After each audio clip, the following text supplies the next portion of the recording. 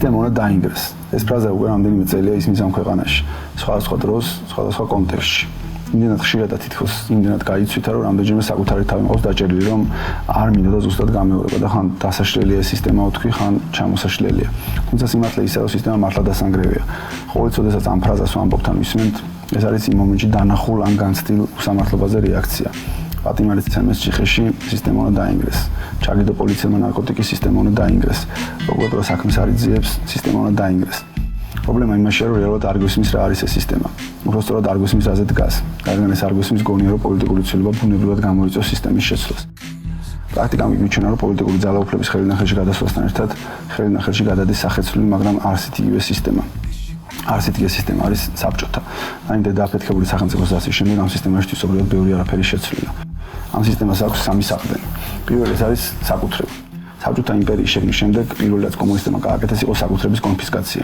შემდეგ კერძო საკუთრების აკრძალვა. ყველაფერი გახდა სისტემის საკუთრება და ამ საკუთრებით უხვად სარგებლობდა მხოლოდ პარტიული ნომენკლატურა.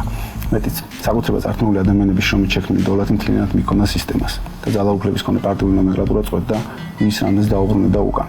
სისტემის გადობისთვის ამას არსებით მნიშვნელობა ჰქონდა.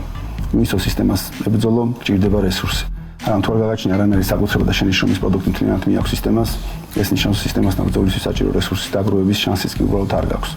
გადმოდით დღევანდელ საქართველოში და ნახავთ, რომ ამ მხრივ არსებითად ისევ იქ საბჭოთა კავშირში ვართ. ამ ქვეყანაში არსებული ქონების, ანუ აქტივების უდიდესი ნაწილი, ალბათ 90-95% ისევ სახელმწიფოს ხელშია.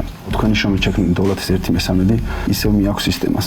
ანუ ისევ ისეთი ღარიბი და უქონელი ხართ, როგორც იმ 70 წლიანი მონობის დროს. და როგორც მაშინ ახრად სისტემა გეუბნებათ, რომ არ შეიძლება თქვენთვის ამხელა აქტივების უკან დაბრუნება, რადგან თქვენ მათ გაანიავებთ, გააფუჭებთ, ტყეებს აღარ შეუნახავთ, შვილებს დააშრობთ ტყეებს, ვერ მოულით მიწებს, ვერ მიხედავთ საკუთარი შვილების განათლებას, საკუთარ ჯანმრთელობას, ქართული კულტურა და ფეხბურთი მოკვდება, ევროპაში ხომ ასეა და ასე შემდეგ და ასე შემდეგ უსასრულოდ. ამ სისტემა გიყურებდა გექცევათ როგორც უტვინო არსებებს, რომელთაც არ შეიძლება გქონდეთ საკუთრება და თავისუფლება, რადგან თითქოს თქვენ არ ხართ ამისთვის მზად. სისტემა გექცევათ როგორც არა ადამიანებს და უმეტესობა თქვენგან სჯერა იმის, რასაც სისტემა ეუბნება. თან გულწრფელად სჯერა.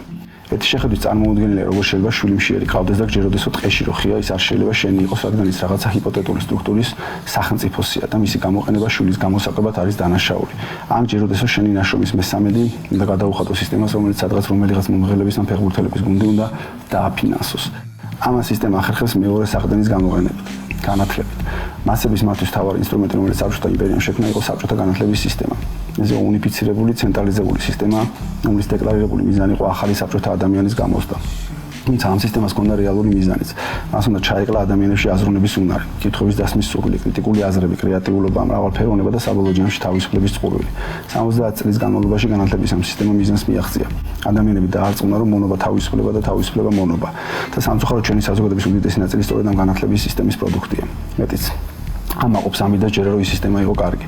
მაგრამ თავარი პრობლემა იმაშია, რომ დღევანდელი განათლების სისტემა თვისობრივად იგივეა. ანუ ფასადური რეფორმების უკან დგას სისტემა, რომელიც დღესაც უკლავს მომავალ თაობებს აზროვნების უნარს და თავისუფლების წყურვილს. ეს სისტემა გასწავლით, რომ თქვენი სხეული თქვენ არ გეკუთვნით და ეკუთვნით საზოგადოებას. რომ თქვენ არ გაქვთ უფლება საკუთარ თავს რაც გინდათ ის უქნათ და შესაბამისად პოლიციას აქვს უფლება მოგექცეთ როგორც მოუნდება. რომ თქვენი ნაშრომის დიდი ნაწილი სისტემას ეკუთვნის, რადგან სხვა შემთხვევაში თავზე დაგექცევათ სამყარო. რომ თქვენი ცხოვრების წლები თქვენი არაა და ნაწილი სისტემას უნდა მოახმაროთ, მაგალითად ვიშკაზე გაატაროთ 1 წელი. რომ თქვენ სულელი ხარ და ვერ იზრუნებთ საკუთარ სიბერეზე. ამიტომ სისტემას უნდა მისცეთ დამატებით თქვენი ნაშრომი, რომ შეგიგროვოთ და სიბერეში დაგიბრუნოთ. რომ თქვენ ვერ გადაწყვეტთ რა და როგორ უნდა ასწავლოთ საკუთარ შვილებს. ამიტომ ეს უნდა გადაწყვეტონ სისტემის მსახურმა, გაზოლუქებულმა ბიუროკრატებმა და ექსპერტებმა. ასე შემდეგ და ასე შემდეგ. ამ განათლების სისტემის შედეგია ის, რომ თქვენ ჯერათ უამრავი ბოდვის, რომლითაც სისტემა გვყევავთ და ეს სისტემა დგას თქვენს გონებაში არსებული მცდარ წარმოდგენებზე, რომლებიც თავად სისტემამ ჩაგიდოთ თავში. თქვენ ხართ ამ მატრიცის ნაწილი და ამას ვერც აცნობიერებთ. მაგრამ რა ხდება იმ შემთხვევაში, თუ იმე დაუსხვა სისტემას, როგორც მეუხდება მატრიცას? აქ ერთვება სისტემის მესამე, ყველაზე სასტიკი საყრდენი, მართლმსაჯულება. საბჭოთა ჯოჯოხეთის შემქმნელებს გააზრებული ჰქონდათ, რომ საკუთრების წართმევისა და საყოველთაო ტვინის წმენდის პირობებშიც კი ყოველთვის გამოჩნდებიან ადამიანები, რომლებიც შეძლებენ დაძრომას, სისტემის გვერდიდან დანახვას და გააზრებას. ადამიანები, რომლებსაც გაუჩნდებათ პროტესტის ცნობა მონური და უსამართლო ყოფის გამო. ადამიანები, რომლებიც წავლენ სისტემის წინააღმდეგ. ამისთვის შექმნეს საბჭოთა მართლმსაჯულების სისტემა. ძალონები, პოლიცია და პროკურატურა, სასამართლო. საბჭოთა მართლმსაჯულების სისტემის მიზანი არასოდეს ყოფილა სამართლიანობის დადგენა. ამ სისტემის მიზანი ყოველთვის იყო სისტემის მოწინააღმდეგეთა დასჯა, რათა სხვებს არ გასჩენოდა თავისუფლების და სიმართლისთვის ბრძოლის სურვილი. მართლმსაჯულება ყოველთვის იყო სადამჭერო ინსტრუმენტი სისტემის ხელში, ოპონენტების წინააღმდეგ. ეს სისტემაც არსებითად არ შეცვლილა. დღევანდელი ქართული მართლმსაჯულების მიზნებიც იგივეა. დღესაც ამ სისტემის ბოლოში ზიანებულო უსულო აზროვნებაზე უარნათქვამი მოსამართლეები, რომლებიც ნებისმიერ სასჯელს მოგიჟიან ორი პოლიციელის ჩვენების საფუძველზე, რომლებიც დაუფიქრებლად გაგიშვებენ 8 წელი ციხეში რამდენიმე გრამი MDMA-ის გამო. საღამოს სწავლენ სახლში, შვილებს ჩაეხუტებენ და შვილებს დაიძინებენ. სისტემის დანგრევა თუ უწყლად გინდათ, ეს საყრდენები არის მოსანგრევი. ანუ ერთი განათლება უნდა გავათავისუფლოთ, თორემ ჩვენი შვილების გონიერებას, აზროვნების უნარს და საბოლოო ჯამში ცხოვრებასაც შეიწირავს ეს სისტემა. ისინიც გახდებიან სისტემის ნაწილი. მეორე, საკუთრება უნდა დავიბრუნოთ ჩვენია ყველაფერი, რაც ამ ქვეყანაშია და არა მთავრობის. მანამ სანამ ჯამში სისტემის ხელში იქნება მეტი რესურსი, ის შეძლებს ჩვენს დამარცხებას. და სამი, მართლმსაჯულების სისტემა ჯერ უნდა გავწმინდოთ და შემდეგ შევცვალოთ. ეს არის ბოლო ფილტრი, სადაც მოწყვეტება ჩვენ ვართ ადამიანების საზოგადოება თუ მონების. და ბოლოს, სისტემას ანგრევენ ასისტემური მოთამაშეები. ანუ ის ინდოქტრინაცია სისტემა ვერ მოახერხა, ამიტომ არ ცნობენ სისტემის მორალს. ანუ ისინი ვინც არსებობისთვის მატერიალურად არ არიან სისტემაზე დამოკიდებული და ისინი ვისაც აქვს სადამსჯელო ეგრეთ წოდებული მართლმსაჯულების სისტემისგან თავდაცვის შესაძლებლობა. ასეთი მოთამაშე არსებულ პოლიტიკურ რეალობაში მოხსნათ ეს თუ არ მოხსნათ არის მხოლოდ გირჩი. გირჩი ერთადერთია, რომელიც თქვენ გიყურებთ როგორც ადამიანებს, ერთადერთია, რომელიც თქვენ გენდობათ თქვენ და არა მთავრობას ან პარტიებს ან ეკლესიას ან რომელიმე სხვა ინსტიტუტს.